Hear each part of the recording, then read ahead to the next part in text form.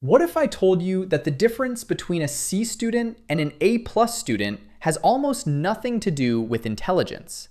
Studies show that IQ accounts for only about 25% of academic success. So what separates the top performers from everyone else? Trait number 1, they embrace being uncomfortable.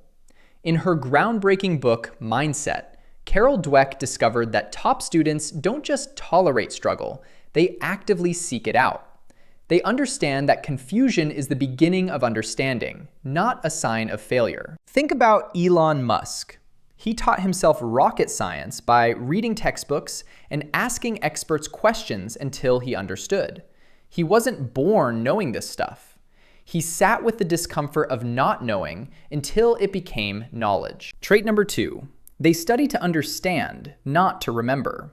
Average students ask, will this be on the test?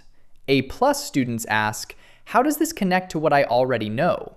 This is called elaborative interrogation, and it's incredibly powerful. Richard Feynman, the Nobel Prize-winning physicist, was famous for this. His technique? Explain concepts like you're teaching a 5-year-old. If you can't simplify it, you don't truly understand it. This forces deep processing, not surface memorization. Trait number 3, they protect their energy ruthlessly. Here's what nobody tells you. A+ students aren't grinding 20 hours a day.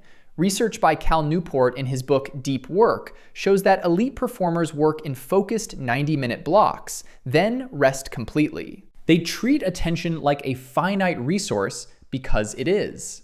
They don't check their phone between study sessions. They don't multitask.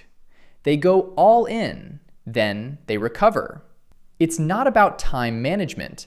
It's about energy management. Trait number 4, and this is the most overlooked. They have identity-level beliefs.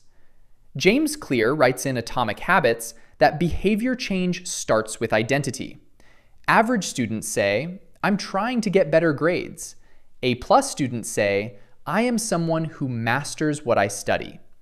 This isn't just positive thinking. When your identity shifts, your actions follow automatically. You don't have to convince yourself to study because that's just what you do. It becomes as natural as brushing your teeth. So here's your blueprint. Seek discomfort instead of avoiding it. Study for understanding, not memorization. Protect your energy with focused blocks. And most importantly, shift your identity from someone who tries to someone who is. These aren't secrets. They're choices. And starting today, you can make them too. Which trait are you going to work on first? Drop it in the comments. And if this shifted your perspective, hit subscribe because we go deep on the psychology of performance every week.